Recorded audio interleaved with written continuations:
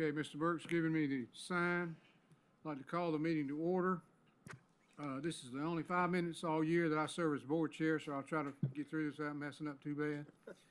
Board policy BD states that annually, after an election, the superintendent presides and acts as temporary chairman of the meeting until such time as a new chairman is elected. In accordance with South Carolina Law, Code of Laws, 1985, Section 30-4-80-E, the following have been notified of the time, place, and agenda of this meeting: the Fort Mill Sun, the Herald, the Charlotte Observer, CN2, and WRHI.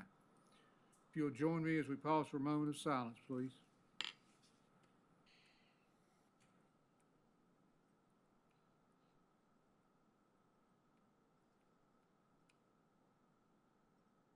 Thank you.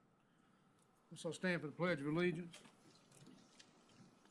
I pledge allegiance to the flag of the United States of America and to the republic for which it stands, one nation, under God, indivisible, with liberty and justice for all. You have received a copy of the agenda for the Tuesday, November 19th, no, for 24, yes, Fort Mill School Board meeting. Are there any corrections or changes? No, sir. No. There are not. Being none, the agenda is approved as submitted. At this time, we're going to administer the oath of office to our newly re-elected board members. If y'all would join me on the front.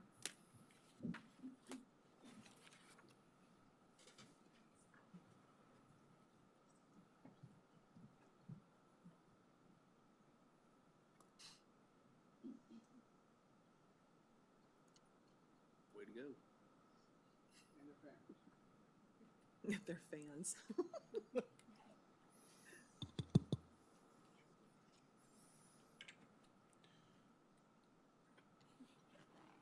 At this time, I'll congratulate our newly elected board members and ask that they and any family members who may have joined us please come to the front. I've already done that. Christy Spears, Scott Federoli, and Anthony Bodie. Let's give them a hand.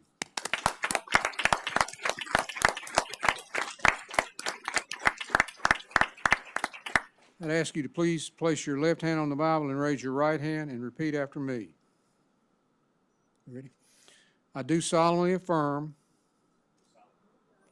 that I am duly qualified, according to the Constitution of this state, to exercise the duties of the office to which I have been elected, and that I will, to the best of my ability, discharge the duties thereof, and preserve, protect, and defend the Constitution of this state and of the United States, so help me God. Congratulations once again.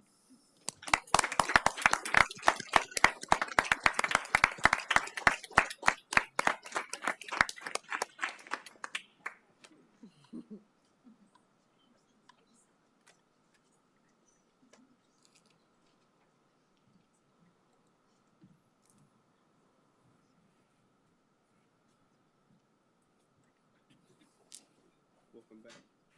That was good pacing, Dr. Epps. Didn't wear you out that time, did it? Okay, I think that's the first time I've ever got it right. All right, let's see. Congratulations once again. Board policy BD and BE require election of board officers. At this time, I would like to open the floor for nominations for the office of chairperson of the board. I'd like to nominate Christy Spears as board chair. Second. Any other nominations? We'll close the nominations. Please indicate your vote by raising your right hand and a voice vote. All those in favor of Christy Spears, designate your hand and voice. Aye. Aye. Any opposed? I didn't vote. I meant to vote, but I didn't vote. I'm not on the board. Okay, God bless you, Christy. Your turn. Thank you. I appreciate it. Appreciate the support. And at this time, we have to elect a vice chair as well. Are there any nominations for vice chair? I'd like to nominate Lippy Pratt as vice chair. Second. Are there any other nominations? At this time, we'll close nominations. All those in favor of Libby Pratt as our vice chair, raise your right hand and signify with a voice vote. Aye. Aye. Any opposed? Congratulations, Ms. Vice Chair. All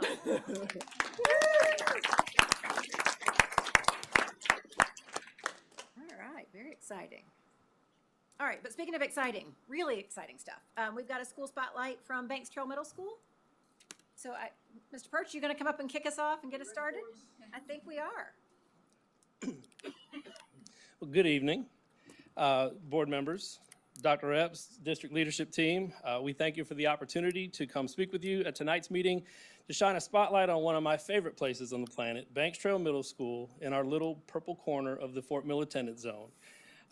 Mrs. Spears, Mr. Bodie, Dr. Frateroli, congratulations on your re-election. We look forward to our continued partnership with your service to our schools. Let's talk Timberwolves. With the 640 students calling our school home, there are always great things happening at the trail. We would need the lighting at Panther Stadium to appropriately spotlight all the things that make me proud to be the principal at Banks Trail. So we'll narrow our scope a little bit and focus on our adventures in Club Unified and how Banks Trail is committed to making this a school for everyone. We were not the first unified school in our district, and we have taken some amazing lessons from our other schools and put a Banks Trail spin on things to really make this a part of our school culture.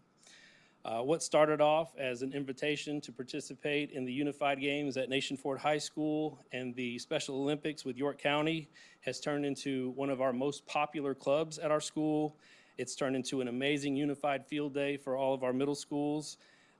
We have some great sporting competitions that are happening seasonally with all our other middle schools, but most importantly, this is it's helped to bring about a culture of understanding, acceptance, empathy, and inclusion for all of our Timberwolves. One thing we have an abundance of at Banks Trail are some make-it-happeners on our faculty that are always looking for ways to do new and great things for our students and to constantly go bigger and better for our kids. We've brought a few of these superheroes with us tonight to share a little bit about the things that are happening at Banks Trail and the why behind it. We'll hear from a few of our students as well, sharing their experiences with Unified, and we'll share an amazing hype video that was produced by our family and consumer science teacher, Mr. Hunia. Great things cannot happen without passionate and driven people leading the way, so I'll hand it off to two of our visionaries who are constantly pushing the envelope for our students. Mrs. Christy Blocker and Ms. Ashley Donovan will share a little bit about Unified at Banks Trail.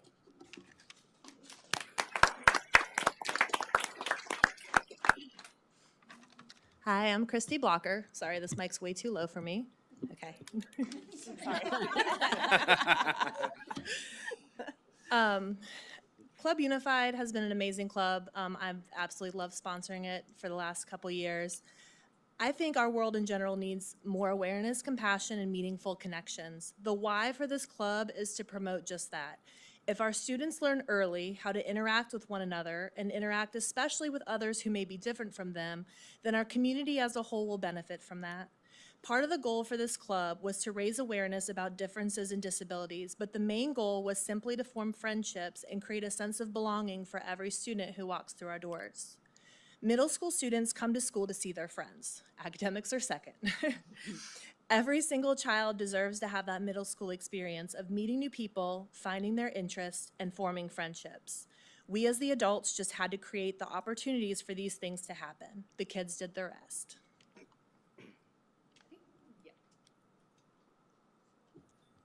Hi everyone, I'm Ashley Donovan. I'm one of our PE teachers at Banks Trail Middle School. And Christy and I have partnered together to expand Unified to our entire school body. So I'm going to talk about the what that looks like. The first thing we do is our media specialist is amazing and created empathy lessons that were pushed out through every single grade level's media time. Last year, all 3 grade levels were given empathy lessons to teach them the importance of promoting that inclusive environment. Now that we've had our whole grade levels experience it last year, it moves forward to just our 6th graders, so they're exposed to what the expectations are and what empathy looks like within our building. On top of that, we do an additional PE class where our Unified buddies and our special settings kids come to PE a separate time during the week. They participate in whatever activities are going on in the gym with their buddies. It allows them to learn the content before they come to their actual PE class, which then allows them to focus on the social relationships and the making friends part, which is really fun for them. Just like Christy said, middle school is all about seeing your friends. We have partnered with a lot of other schools in the area to do different sporting events seasonally. We've started with volleyball with Gold Hill. So volleyball, Gold Hill brought over their students. We did a volleyball game. Our entire 8th grade student body came and watched. They were taught how to participate responsibly. They worked on cheering for everyone. It was such an incredible environment, and everyone participated appropriately. We were hoping to follow that up. We will be going to Gold Hill next month? Next month to do a volleyball game there. We're also hoping to expand to a basketball game in January. We'll have our 8th graders watch a basketball game against another middle school. And the last thing we've really been excited about is we hosted a middle school field day this year where all the middle schools are invited to come to Banks Trail with their buddies. We set up 6 different field day stations, and the students were able to kind of rotate around and just have a morning full of fun with peers that they might not know or peers they might know from other places. Again, focusing on inclusiveness and having everybody be able to participate in a way that makes them feel comfortable. So that is the why, or the what. I'm going to now introduce some of our amazing students that are going to talk about their feelings toward Club Unified. I'm going to start with one of our 8th graders. This is Juliana.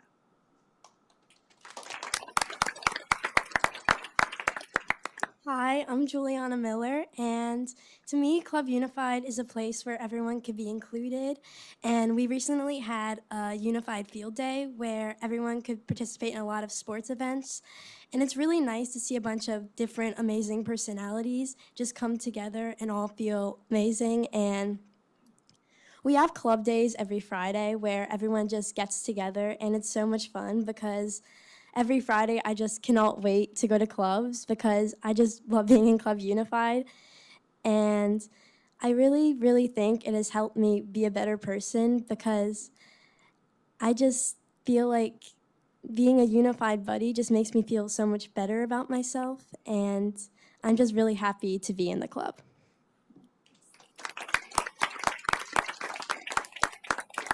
Now we're going to hear from Reese. She's one of our 6th graders.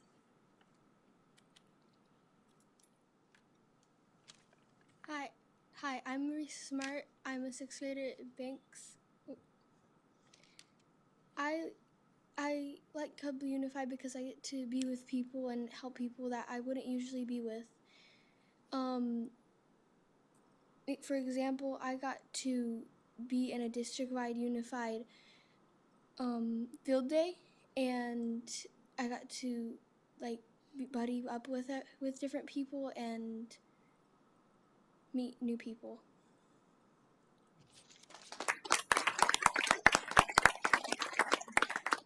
And our last student is one of our 8th graders. This is Kate.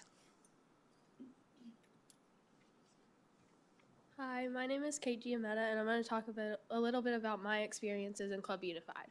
When I think about the impact that Club Unified has made on my life, a lot of things come to my mind. I think about the new friends that I have made and the joy that we get to experience together on club days. I looked up the definition of joy when I was thinking about Club Unified. The definition of joy is a feeling of great pleasure and happiness. Joy is exactly what I feel when I think about Club Unified. We all get very excited when we get to see each other in the halls during the school day and really can't wait to see each other on Club Fridays or other unified events. I think about how it has helped me build an understanding of the school community that Banks Trail possesses and that we are working towards being inclusive to each and every person in our school. At Banks Trail, teachers encourage us to follow the trail. We define the trail as representing teamwork, responsibility, ambition, integrity, and leadership. I use the trail as an 8th grader, but especially with my Club Unified teammates and friends. I use teamwork to work with my peers to make Club Unified a memorable and fun experience for everyone. I am responsible to help other students learn a new skill, find something in a scavenger hunt, cheer them on in bowling or an outdoor game, or be an active listener as they tell me about their day. I am ambitious in helping my friends in the club succeed and feel proud of their efforts. I show integrity in being honest and fair and making sure that everyone participating is upholding our trail belief. And I demonstrate leadership skills when I work with my friends on different activities. I cheer them on to try their best and try something that may be out of their comfort zone. I lead others to be the best version of themselves at school through various social and educational activities, just like they do to help me focus on building my leadership skills. I love building others up and making people feel good about who they are and who we are becoming. Club Unified has been such a great motivator for myself. I hope it spreads to many others and quite simply brings everyone at Banks Trail an immense amount of joy.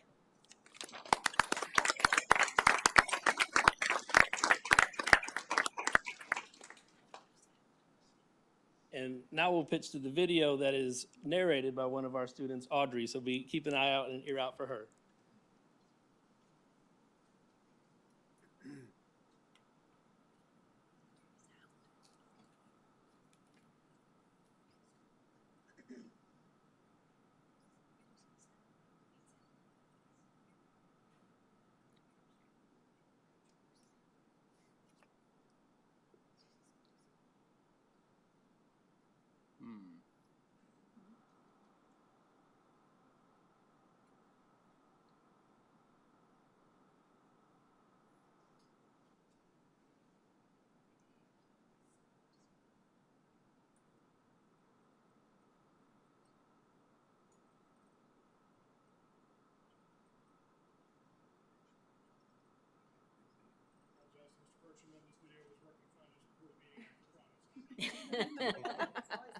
Mr. Perch, you just want to narrate this for us here?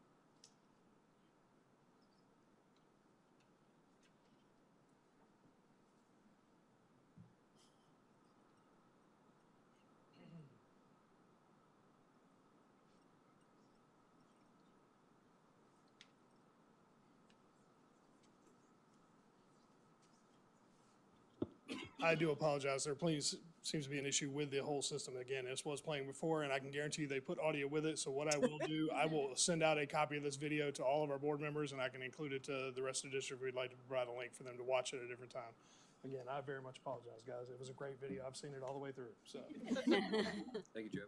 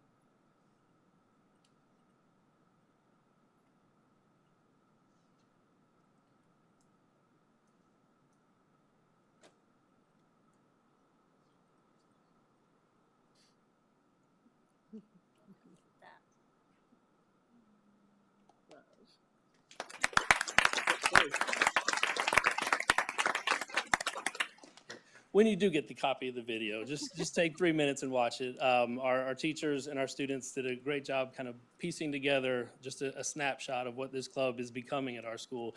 We're just getting growing legs of this. It's off and running, but it's becoming a big part of who we are as a school. It's great for our students that are in the Club Unified, but our buddies, it's changing the way that they operate in the school, the way that they approach the different students. And we see it's not just during club time, it's during related arts, it's during blacktop time, it's in the classrooms, in the hallways, it's becoming who we are as a school. And of all the things that we do that's fantastic at Banks Trail, this is one of those things that I'm most proud of. Test scores will come and go, but we're working to develop some pretty amazing people in this building, and it's this kind of stuff that I'm most proud of. So when you get a chance, watch that video, and you get to meet some of our superstars. But we thank you for letting us share a little bit of our journey in this process with you guys, and we thank you for all that you do to support our schools. Thank you all.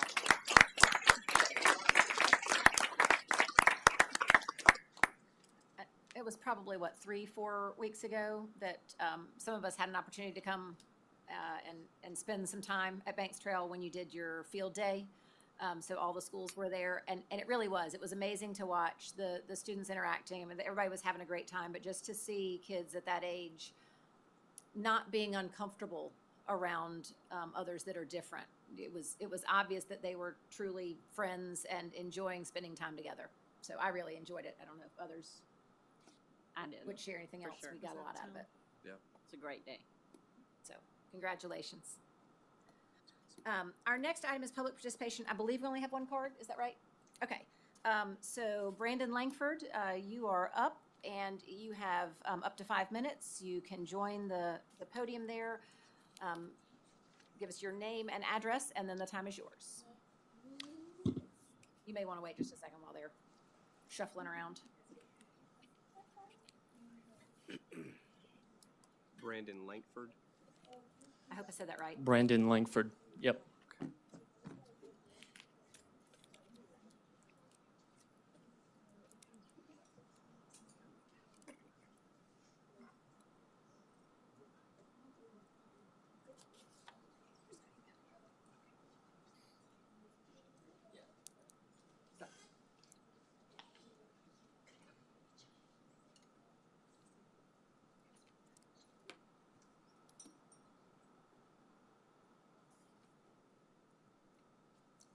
Okay to begin? Yeah. Yep. Thank you. My name is Brandon Langford. I live at 550 South Portman Lane in Fort Mill. To the Fort Mill School Board, thank you for the opportunity to speak tonight. As referenced in my email and certified mail on November 8th, I come to you as the designated representative of the 115 concerned constituents who addressed you in a separate letter dated October 25th, 2024, asking some serious questions that have yet to be answered regarding your actions in response to the proposed SILFAB solar heavy industrial use on a light industrial tract adjacent to the new Flint Hill school campuses under construction. Tonight, I will read an abridged version of that letter I sent. On November 5th, the Fort Mill School Board voted 6-1 in favor of the Fort Mill School District's recommended attendance lines that include the opening and staffing of 2 new Flint Hill schools for the 25-26 and 26-27 school years respectively.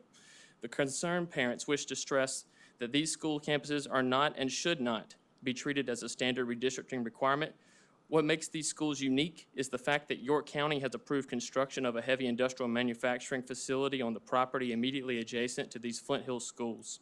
We understand that you have no authority to prohibit the development. However, what is mind-boggling is why this board has not taken the firm position to publicly challenge York County's actions, which violate the rights of the Fort Mill School District as an adjacent and impacted property owner. The facts are, the current zoning for that adjacent property is light industrial. SILFAB's proposed use has been determined as prohibited in light industrial zones by the York County BZA, which is standing law. Meanwhile, York County continues to allow development to proceed at the SILFAB site, which is an unlawful abuse of power. It is unconscionable that this board has not taken steps to notify York County government that its rights as an adjacent and impacted property owner are being violated, and insists that York County uphold the May 9th BZA ruling. Zoning laws are the foundation of the basic principles of responsible land planning and dictate how land can be used and developed. Please hear me when I say that neither the SC Department of Environmental Services, the EPA, nor emergency services that protect communities or the environment are the first line of defense. These agencies serve as an oversight entity in cases when existing zoning laws have determined that heavy industrial use is allowed. Those same agencies, per their own mission statements, are not intended to supersede regarding zoning, which falls within the sole purview of the York County zoning ordinances. For these reasons, we cannot simply accept that mitigation or emergency responses are suitable when the fact is that SILFAB's proposed use is prohibited for that location. It is incumbent upon this board to formally notify the York County Council and government immediately for the following reasons. Per the SC Code of Laws, Title 59 Education, Section 59, 1990, General Powers and Duties of School Trustees, the Board of Trustees shall also, number one, provide schoolhouses, provide suitable schoolhouses in its district and make them comfortable, paying due regard to any schoolhouse already on site or procured, as well as to all other circumstances proper to be considered so as best to promote the educational interests of the districts. And 5, control school property. Make sure and manage and control the school property of the district. Number 2, the SC School Boards Association, quote, get on board, your service as a school board member training guide outlines the roles and responsibilities of a school board member. Page 8, I quote, the board is responsible to the community it serves and represents. It is the duty of the board to carry out the will of the community in matters of public education within the boundaries set by the laws and regulations of the state of South Carolina and their county.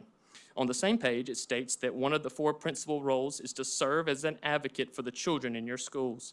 Number 3, the National Education Association Code of Ethics for Educators, Principle 1, Number 4, in fulfillment of the obligation to the student, the educator shall make reasonable effort to protect the student from conditions harmful to learning or to health and safety. For these reasons, the concerned parents believe it is compulsory that the Fort Mill School Board notify the York County government that its rights as a property owner are being violated and insist that York County uphold the BZA ruling. This action is necessary as a responsible property steward and to protect Flint Hill students from conditions harmful to learning or to their health and safety. We, the concerned parents, hereby formally request that this board draft and forward a letter to the York County Council and zoning officials no later than close of business this Friday, November 22nd.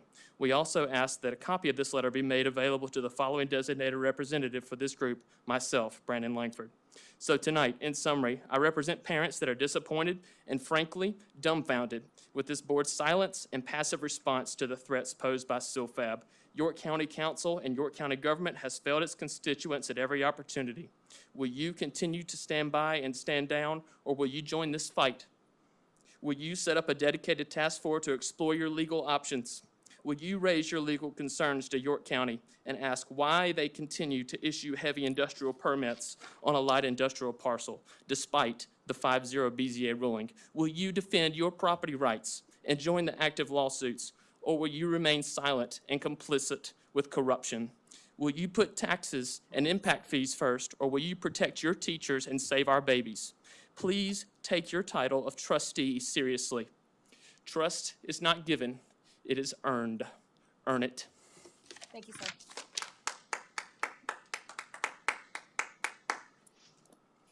Our next item is staff reports.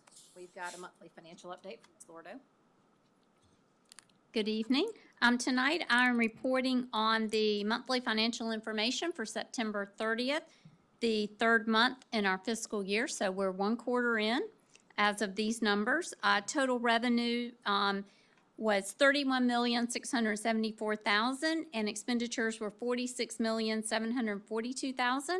So just as we would expect, this is a period where we're using cash flow from our fund balance of $15 million. You know, I always like to give you an update on vehicle taxes. And so September, once again, we were at $1,728,000 for vehicle tax collections that came in. I also recently received October this week from the county. And if you recall, at the last meeting, I shared with you that I was the only one excited when I went to my mailbox and they sent the tax bills early in October this year for our real estate property tax bills. So I saw that we collected about $3.2 million in property taxes for October, which will certainly help us in a month that we normally have our highest use of fund balance is October. So that will help us, and I did see that vehicle tax collections continued strong in October at a little over $2 million. So just wanted to give you that update. Any other questions about the monthly financials before we move into impact fees? Okay. Impact fees collected to date, we have now exceeded $70 million as of this month. We've collected $70,411,694. We have collected on 2,736 homes and 1,715 multifamily for a total of 4,451 units. October was a month that only had 12 homes, but I wanted to go ahead and give you an update on November to date. We have collected $995,000. We saw October already, and we're sitting here at the 19th day. We've seen 24 homes, but 36 apartments have been permitted in November. And we have seen kind of apartments on a lull for a couple months, but we saw a large apartment complex come on. Is it apartments or is it townhomes? Maybe townhomes. It's in Elizabeth. That's It's townhomes. best I can see. Multifamily. 36 were permitted the other week. So we've collected 995,000.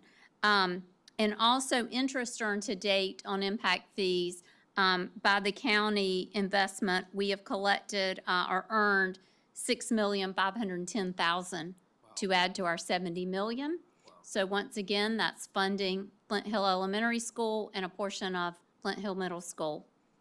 And we will continue to make our draws to the county for impact fees.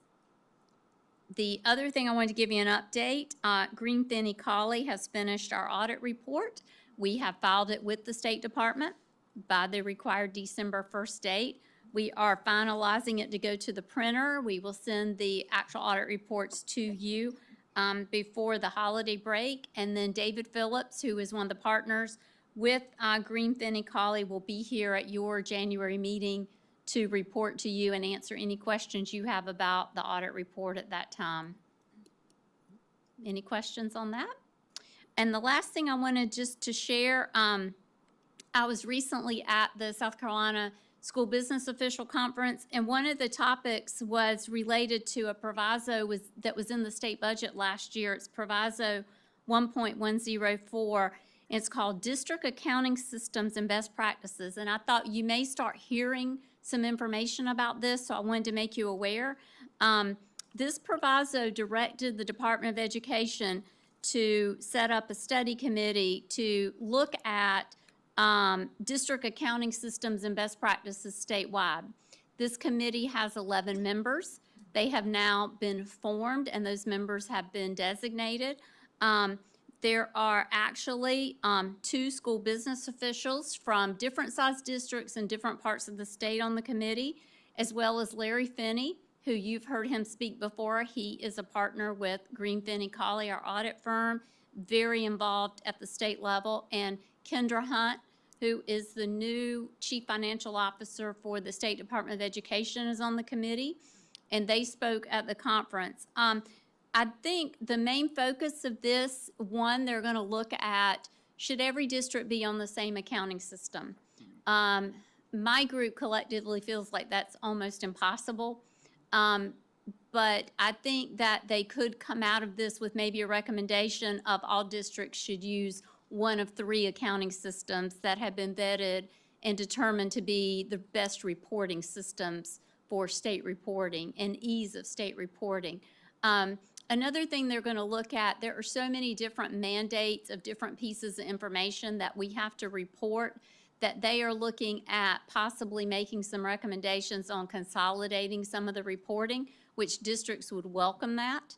I think that'll be a very important outcome. They are going to meet several times this year, and by directive of this proviso, they have to report out to the House and Senate by May 31st of next year, their recommendations. So I will continue, my group will continue to hear updates as this committee does some work. They've already reached out to districts and asked for some of our information, how we do things, systems we use, and things like that.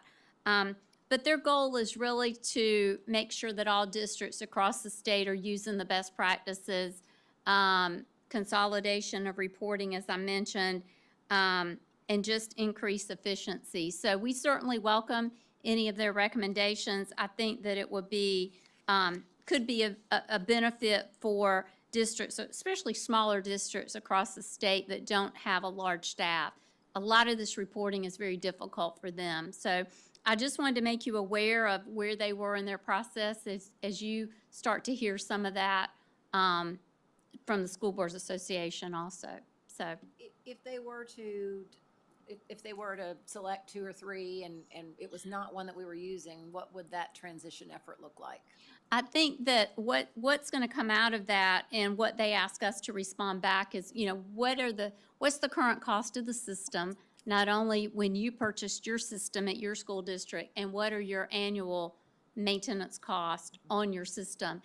And I think what they're going to find is that districts are going to say, if you want us to switch, are you going to fund us to switch systems? But it's very cumbersome to go to. I mean, we have been on our current system about 13, 14 years. So you really develop a lot of detailed reporting that's customized to your district when you're on a system that long, a lot of interfacing with other systems that we use. So I think that would be not welcome by a lot of districts. I feel like the system we use would be one of the 3. Okay. It would be one of the 3. So Are you a part of this task force? I'm not a part of this task force. I was on the short list of recommended people by the South Carolina School Boards Association. And Melanie Jeanette, who many of you know and have heard Melanie speak, she is representing that seat. The school board the school business officials representatives, one is from Berkeley, a large district, and one is from York School District 1. So they really wanted different sized districts with different needs to, and those 2 will be great, and Melanie, those 3 will be great representatives for us as well. So, yes. And I assume they'll keep you in the loop on Absolutely. conversations that are happening. Yes, You can, absolutely. So I just wanted to make you aware, if you had not heard about that, and kind of what I learned recently, what the status of that group. So, okay, thank you. questions for Leanne? All right. Our next item is an action item. We've done this a few times already, but there's some new administrative recommendations for new courses. Dr. Gail Scroggs. Hey, thank you. Yes, it's that time of year again. This is the big course meeting. I can't promise anymore that it's the only course meeting of the year, but this is the one that is our big meeting in terms of not length of my presentation, but the scope of what we're going to bring to the Fort Mill School District. Tonight I bring to you 28 new classes that are going to serve the 5,740 high school students that we have. It's been a collaborative project that really began a couple of months ago, starts in September with teachers producing new classes, collaboration with each other between the 3 high schools that expands out to our coordinators, assistant principals, and ultimately district level leaders and principals who have the final say. So with no further ado, we're going to jump right into it. Our new courses. Each year, you kind of see this is a boilerplate slide that walks you through where it begins. Discussions start with teachers bringing courses they want to see added to the plate for students in future years. So they put together course proposals that has to have representation and participation from members at all 3 high schools. If it doesn't have collaboration, we ask that they reach out because there has to be some level of buy-in, because as has always been important to the board and our school district, we want to make sure that all classes are accessible regardless of which campus you attend. From there, it goes on to some early discussions between the coordinators and the assistant principals for instruction, the APIs. They discuss them and make recommendations that ultimately, again, it goes before Dr. Wasis and myself, and then we present those to the principals who have the final say and add some tweaking here and there, and ultimately we come together, like I said, with 28 recommendations tonight. I'm not going to walk through these, but these are the things these are our guiding principles, the questions we ask that they consider for the impact of this new course. We don't want it to just be a simple passion project tied to an individual that if they were to leave the district, it would dry up the course. We want this to be something that serves our students in a unique need, and we want to make sure it's something that is a lasting effect at all the campuses and not just, a niche project. All right, so our new courses this evening, these are your main, I'll explain, math has a significant amount due to a curriculum redesign, but these are our non-math new courses. AP World History Modern. Currently, we have AP Euro in the 10th grade. This would be an expansion to move AP Euro to the 11th and 12th grade and add AP World History as a content. A lot of demand for this in terms of it's a more diverse representation. It touches on Africa and Latin America, so a more world global perspective. We're not eradicating AP Euro. We're just pushing it later to older grades. So it's another thing added to the social studies offerings at our high schools. AP Physics, we currently have AP Physics, but this is Physics C in the way that calculus has an AB calculus and a BC calculus. Physics C is going to be very calculus heavy. So a student who's going to go on to some sort of engineering may be more interested in this. You have to have calculus honors or AP calculus or be concurrently enrolled to access this. So it's another version of calculus, of physics. It's not replacing our current offering. That'll still be there, just another option for them. Then astronomy is going to be a senior level science elective. We're looking at what are our students who go through biology and chemistry and get their third lab science. We want them to take a science every year that they're in high school, and they kind of run out of those honors level sciences. Physics seems to be about the only honors level science for the student who's going on to 4 and doesn't get into a specialized chemistry or biology pathway. So astronomy is going to be a fun, new, innovative course. It's going to be piloted at Catawba Ridge with seats available to Nation Ford and Fort Mill students. Essentials of Science 3 is a course for our credential path students. It is an expanded pathway to allow them more science curriculum and content. Again, that's for our non-diploma track students. And then wellness and nutrition is really like a third level family and consumer science course. It serves students that are interested in foods and nutrition, but not necessarily the culinary pathway that we still have. So it is not necessarily a competitor, but a complementary piece there. So those are the first 7 courses. And then the next math portion really requires just a little bit of explanation. So the state did a redesign, and we knew this was coming, and it goes into effect next year. All pathways historically have gone Algebra 1, then Geometry, then Algebra 2, and it kind of spreads out. The state has redesigned this to say we're going to begin with Geometry, progress from Geometry to Algebra 1, and then from Algebra 1 it gets kind of complicated. So if you'll indulge me for just a second, we see that 9th grade, we're going into geometry with statistics. That means that we've taken, and then you'll see potentially in a third sequence, Algebra 2 with probability. Probability and statistics as a course is gone away because we have moved them into something every student will get. So it's geometry with statistics, Algebra 2 with probability. So from geometry with statistics, students can go to Algebra 1. All students will get those that get a high school diploma.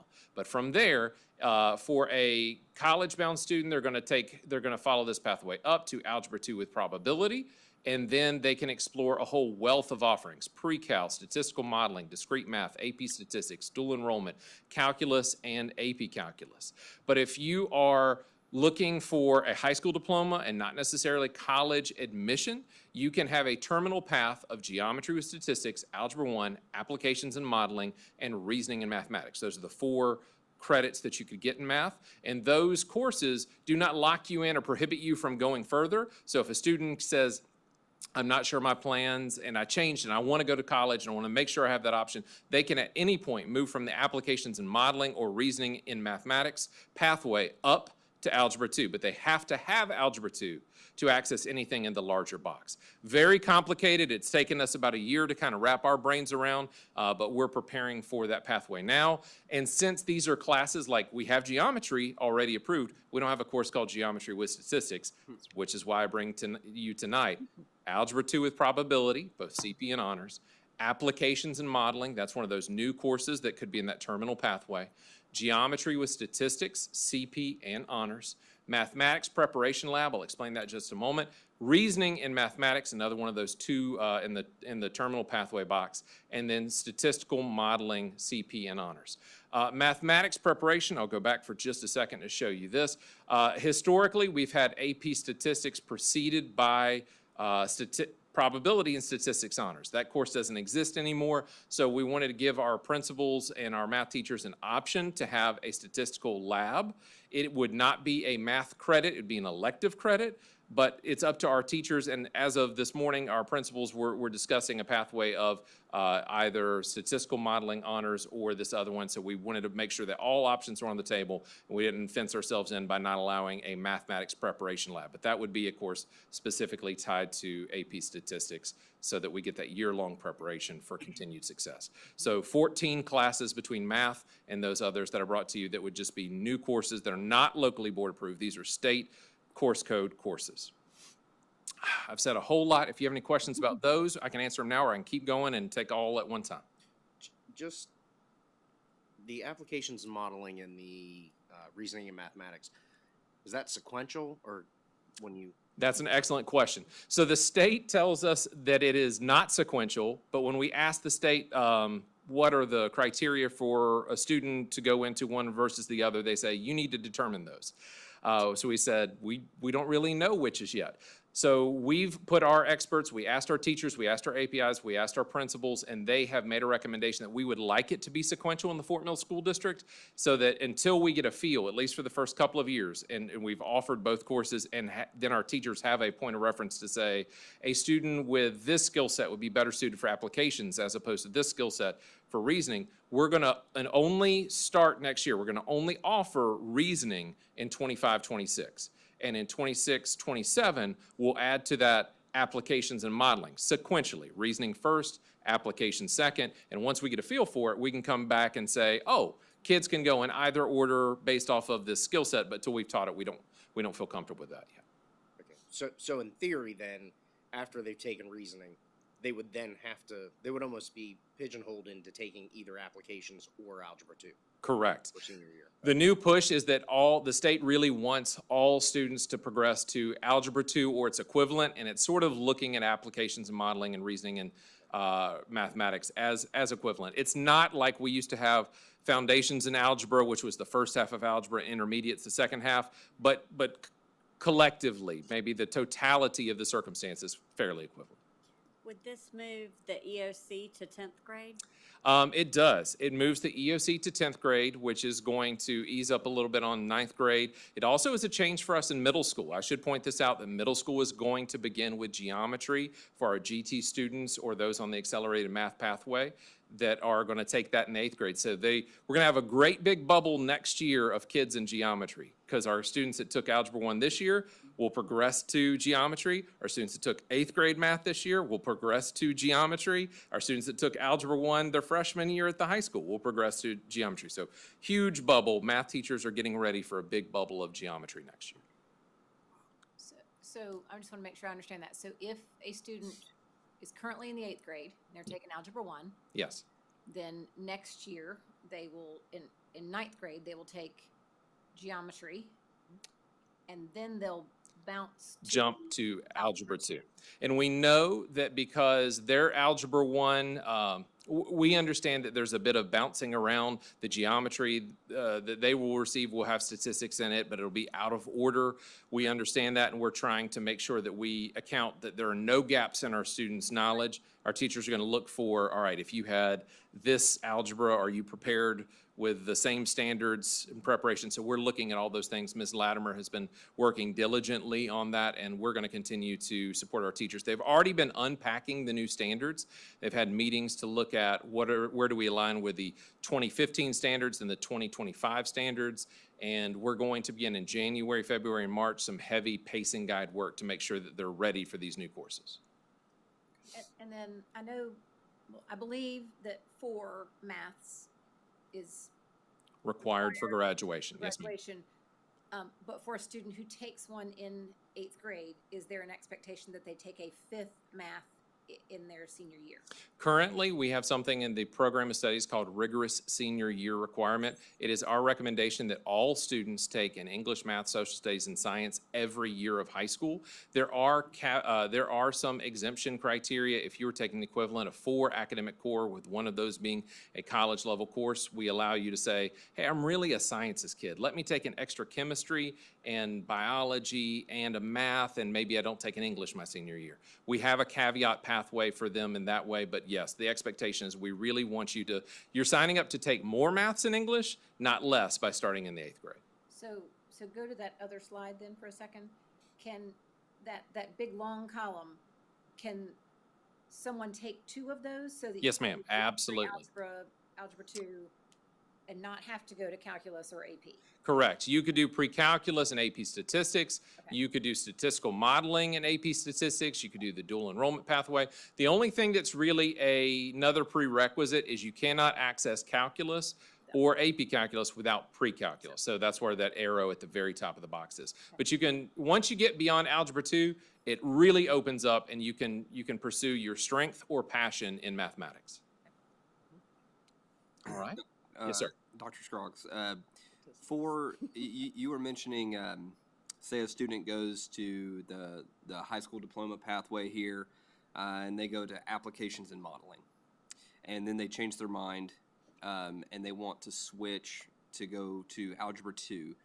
Is there like a timeline cutoff for that? I mean, so they could be at any point in time?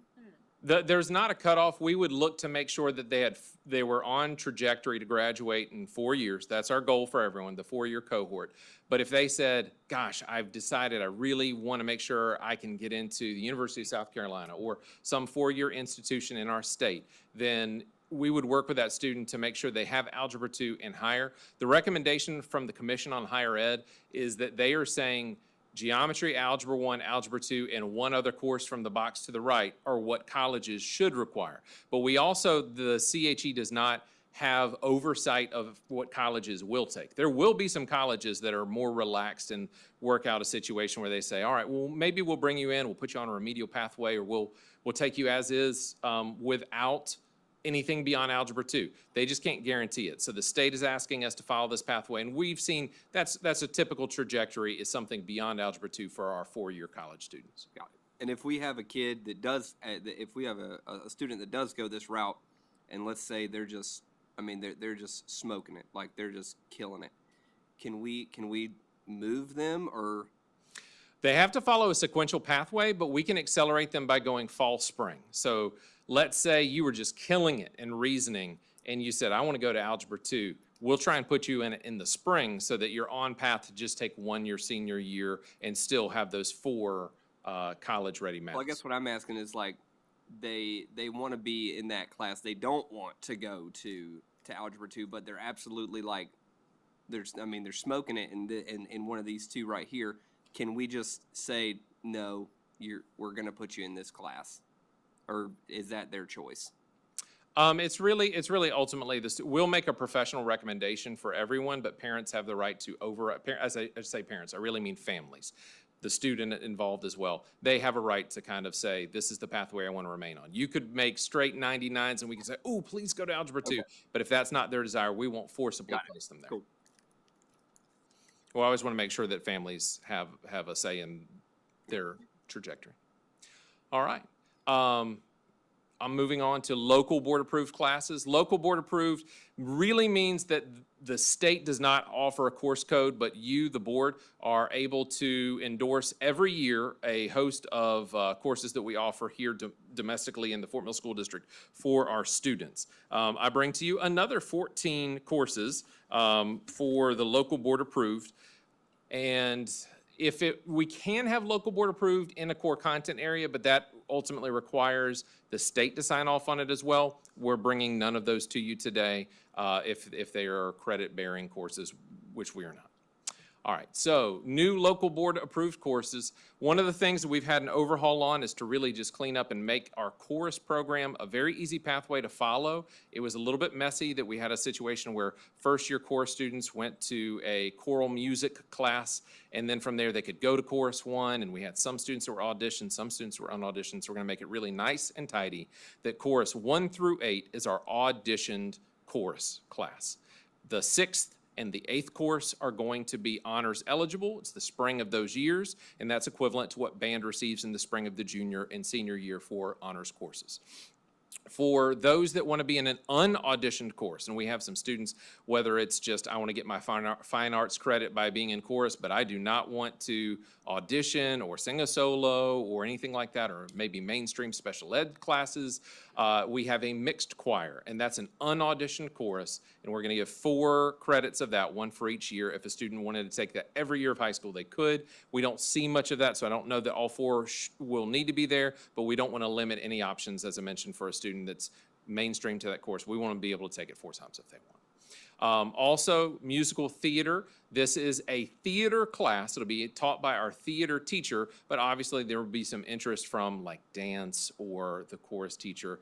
This is really a specialized focus, and what we know, we put on great productions at all 3 schools, and there's an interest in that specialization. We're going to offer that to the students. It's not required that you be in the spring production to be in these classes, but it's an offering for those that are passionate about musical theater. Transition to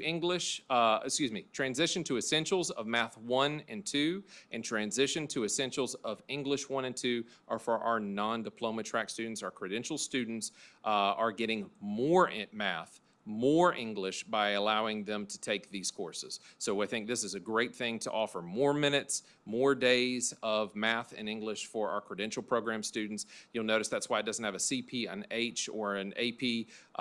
And although before I mentioned these aren't in the core area, these are core contents, but because they're not yielding the traditional Carnegie units, that's why it's approved at the local board level. Then you see Transition to Geometry with Statistics. We had a year-long introductory mathematics course for freshmen. Previously, it was with algebra, transition to foundations of algebra. Since geometry is going to be our first course and they changed the name on geometry, that's why I'm bringing to you a elective credit. It's not a math credit. Transition to Geometry with Statistics, which is just let's get you ready for statistics for our students that need the most help at each school. We'll offer 1 section of this. And then last but not least, back to Chorus World for a second. They said, hey, we'd love a specialized group. Doesn't have to be ladies, but anyone that sings the treble choir, treble clef, we want a treble choir. So we said, not sure they'll be ready for 4 or 8 sections of that, but if they're asking for it, we want to give them the opportunity to have that. So that's treble choir 1 and 2. Any questions about these new local board approved classes? Just one. Back to the Transition to Geometry and Statistics does have a CP outside. It does.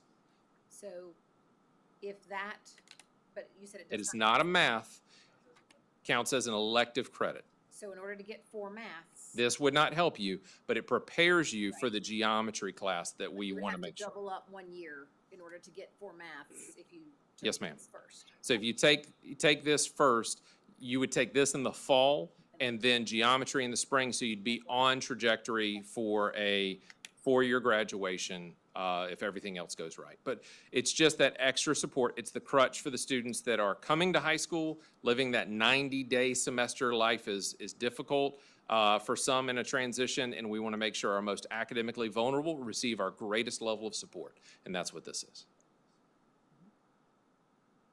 Any other questions? Is that treble choir 1 and 2, is that going to be offered at 1 location?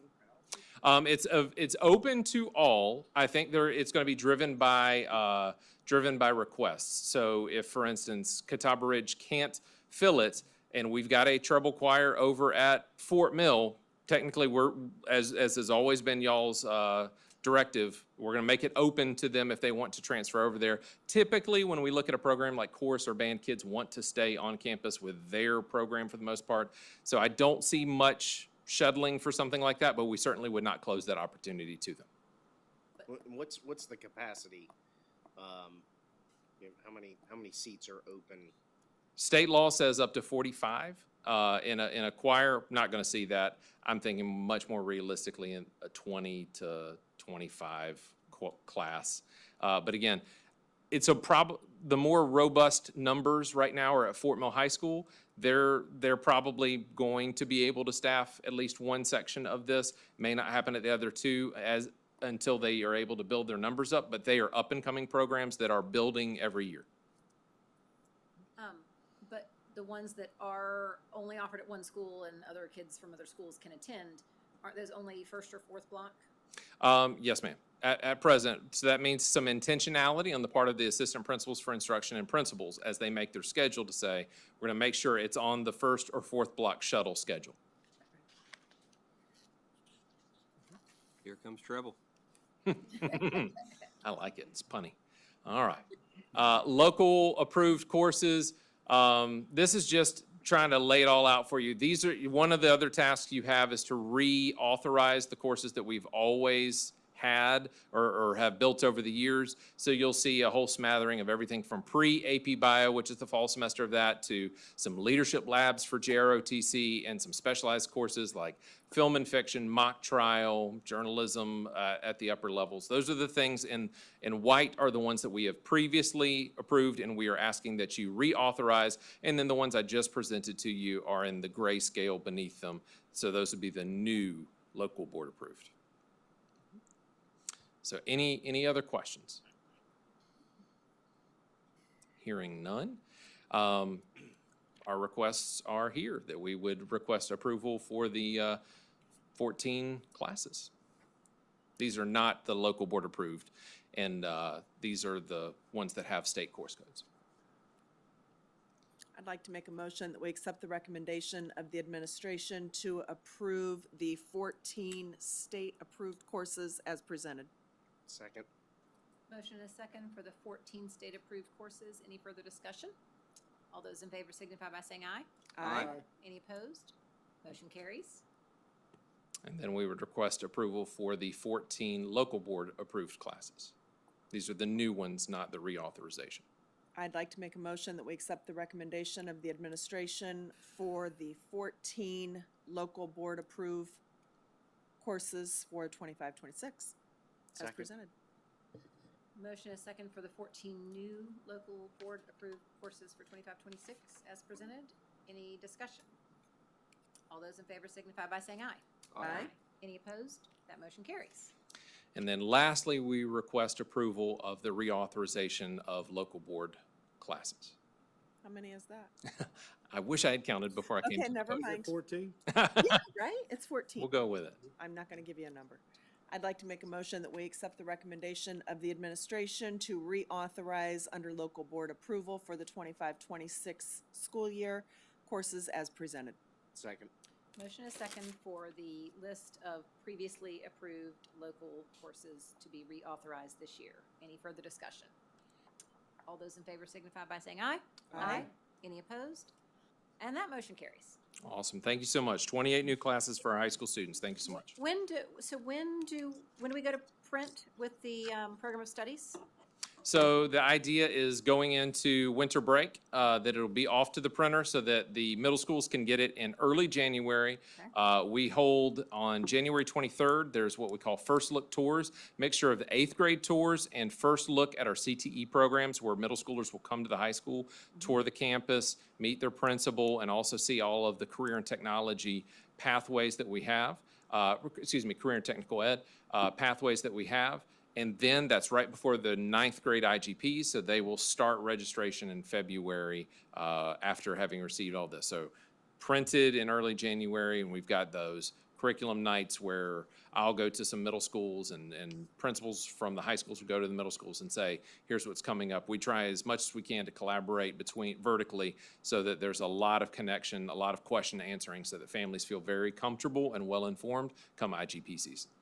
And you don't expect any additional to need to come before us? I sure hope not. I think if I were to tell you what I think could happen is just dual credit classes. The universities are well behind our timeline, so if York Tech changes something and adds a new thing for one of our programs, a new course number for welding, I'll be right back in front of you with a much shorter spiel.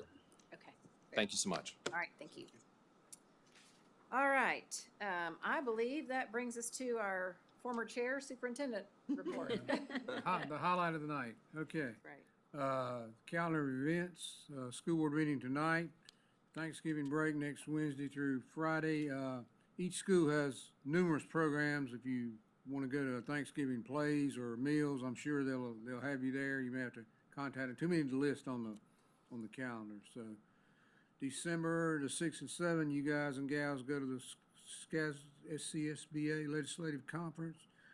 School board meeting on the 10th. Winter break begins on the 23rd, ends for students on the 6th, back in school on January 6th. Teachers come Friday the 3rd, January 3rd as a work day. We did announce during the week that we would make up the day. I think Joe's February 14th. February 14th. I meant to mention that. Lots of love. Yeah, That's right. that was the water break day, the water main break day. School board meeting on the 7th, then the Martin MLK Day is a Monday holiday on the 20th. No school for students and staff. That's why the board retreat is typically held in January, and we can finalize that, but that's a Wednesday, the 22nd, instead of Tuesday, the 21st, because of the holiday. Now, are there other days on there that I failed to mention that you may have? Strategic planning. Yeah, since you got to be invited to that, strategic planning is on the 9th. A lot of times I don't say the public. Sorry. That's all right. Top secret. Well, all right, so I had a couple things on my calendar that I want to make sure I have accurate. So first of all, our conference is actually the 6th to the 8th, Correct. not just the 7th. And then, is the 20th of December a half day?